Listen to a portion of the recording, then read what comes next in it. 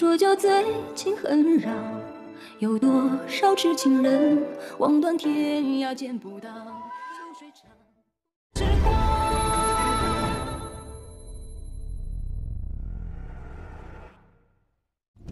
Episode की शुरुआत में हम डेजर्ट देखते हैं। इक्यू और शेंग वोंग घोड़े पर सवार होते हैं। वे एक जगह आकर रुकते हैं। इक्यू कहती है इस लेक के उस पार है वे जगह, इसी जगह हम पर हमला हुआ था। मेरे भाई जिंग फेंग और सेकंड सीनियर नर्न जिंग एक को अगवा कर लिया गया। शेंग वोंग साकुरा का छोटा भाई है, ये हमें पहले से पता है।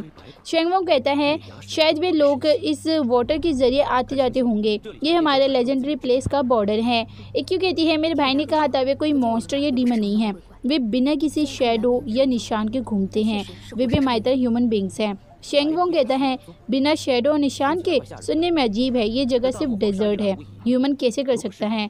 इक्यू कहती है मैं देख तो नहीं सकती बट मैं सब सुन सकती हूँ, हमारे आसपास कोई चारों ओर घूम रहा है, उसके सरकने की आवाज़ में सुन सकती हूँ। शेंग वोंग कहता है मिसेस इक्यू बस लेक के उस पार ही है ना वो जगह, चलो इन्वेस्टिगेट करते हैं। इक्यू कहती है ओके आप मुझे रास्ता बताएं। शेंग वोंग आगे बढ़ता है, इक्यू फॉलो करती है। तभी इक्यू को किसी चीज़ के पास आने की आवाज़ सुनाई देती है। इक्यू चिल्लाती है लॉर्ड सावधान हो जाओ, रेत के अंदर कुछ है जो हमारी तरफ आ रहा है। तभी रेत के अंदर से सैनिक निकलता है और वार करता है। शेंग वोंग उसे मार देता है। रेत के अंदर और भी घोस्ट के सैनिक छुपे हुए हैं। शेंग वोंग अपने सैनिकों को बुलाता है, सभी सैनिक आ रहे होते हैं, चारों तरफ धूल उड़ रही होती है। इस बीच रेत के अंदर से सैनिक निकल कर वार कर रहा होता है।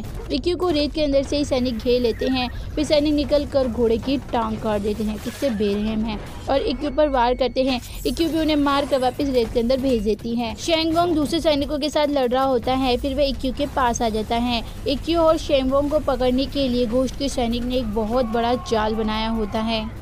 धूल के कारण कुछ भी दिख नहीं रहा होता है और शेंग वोंग के सैनिक आ रहे होते हैं, उन्हें इस धूल के अंदर ही उनको मार देते हैं।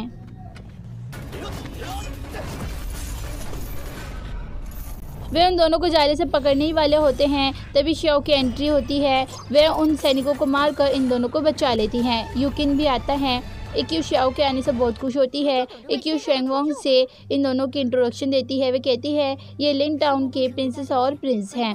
यूकिन फटाफट इक्यू के पास जाता है और कहता है इक्यू क्या तुम ठीक हो। इक्यू नहीं बोलती है। श्याओ गुस्से में कहती है कैसी नॉनसेंस वाली बात कह रहे हो, कहीं से भी देखकर लग रहा है इक्यू ठीक है। यूकिन अपना सर खुजाने लगता है, फिर भाग कर जाता है और बग्गी लेकर आता है। बग्गी के अंदर सिक्यू होता है। श्याओ जाकर बग्गी में बैठ जाती है। सिक्यू कहता है बहन तुम यहाँ पर हो, मैन और हैन तुम्हें हर जगह ढूंढ रहे हैं।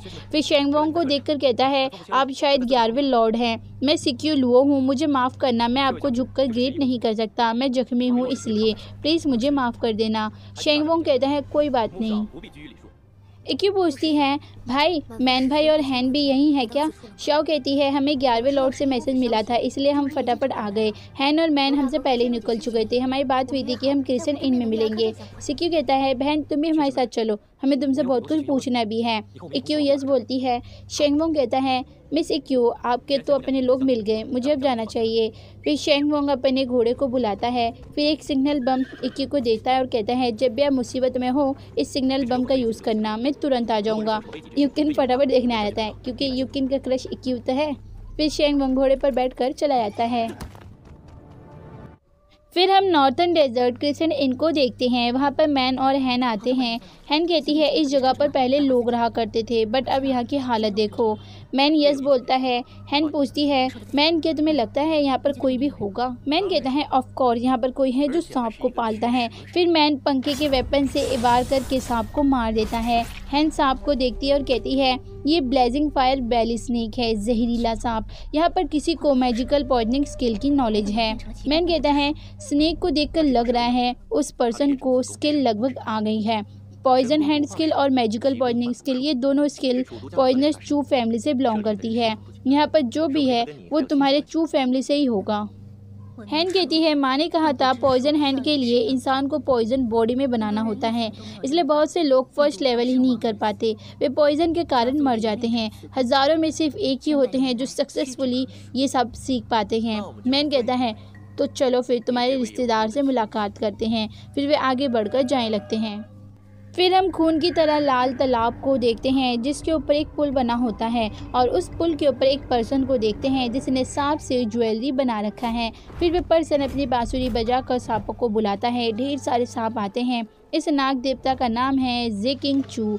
ये एक टूम गार्डियन है। ज़िकिंग एक सांप को उठाता है और वह सांप ज़िकिंग को काटता है, बट सांप नहीं मरता। वेट, आप सोचेंगे कि सांप क्यों मरेगा तो इंसान, बट ज़िकिंग जहरीला इंसान है। वह अपने आप को और जहरीला बनाने की प्रैक्टिस कर रहा है ताकि सांप उसे काटे तो वो भी मर जाए, बट ज़िकिंग नाकामयाब रहा। वह गुस्से में सांप को पटक देता है। तभी हैन बोलती है, तुम्हें अपने ब्लड को और जहरीला बनाने के लिए 9 लेवल की प्रैक्टिस करनी होगी, तब जाकर सांप मरेगा। ज़िकिंग कहता है, तुम कौन हो, ज़्यादा लेक्चर देने की ज़रूरत नहीं है। हैन कहती है, हम दोनों का स्किल थोड़ा डिफरेंट है, बट हम में एक चीज़ कॉमन बात है, वो है हम दोनों जहरीले इंसान हैं। ज़िकिंग हंसने लगता है, तुम एक पॉइजनस पर्सन हो, नामुमकिन, हज़ारों में सिर्फ एक इंसान जिंदा रह पाता है। हैन कहती है, मैंने तुम्हारी हंसी कहीं सुन रखी है, तुम्हें मुझ पर यकीन नहीं। ज़िकिंग कहता है, मैं तब विश्वास करूंगा अगर तुम चलकर मेरे पास तक आ सको तो। फिर ज़िकिंग बांसुरी बजाता है और बहुत सारे सांप हैन के पास भेजने लगता है। हैन भी आगे बढ़ती है। सामने से ढेर सारे सांप आ रहे होते हैं। ये क्या, सांप ने तो हैन को कुछ भी नहीं किया। ज़िकिंग हैरानी के साथ कहता है, तुम्हारे पास 9 लेवल पॉइजन ब्लड है, क्या तुम मेरी आंट मिसेस चू की बेटी क्यानलुओ हैन हो? हैन कहती है, माँ ने कहा था उनका एक छोटा भाई है, तो फिर तुम मेरे छोटे कज़न हो, मैंने तुम्हें कभी नहीं देखा। ज़िकिंग कहता है, मेरी आंट मिसेस चू ने टूम रेडर के साथ मिलकर टूम गार्डियन के साथ दगा किया है। अब उनका नाम टाउन ऑफ द टूम किंग में नहीं लिया जाता। तुम दोनों ही हमारे परिवार का कलंक हो। हैन कहती है, मैं अपने परिवार के बारे में कुछ बात नहीं करना चाहती। अगर तुमने फिर से मेरी माँ की इंसल्ट की तो मैं तुम्हें नहीं छोड़ूंगी। ज़िकिंग भी अपनी बांसुरी से तलवार निकालने लगता है। तभी मैन आकर हैन को शांत करता है। ज़िकिंग भी अपनी तलवार रख देता है। यहीं पर एपिसोड का होता है दी एंड।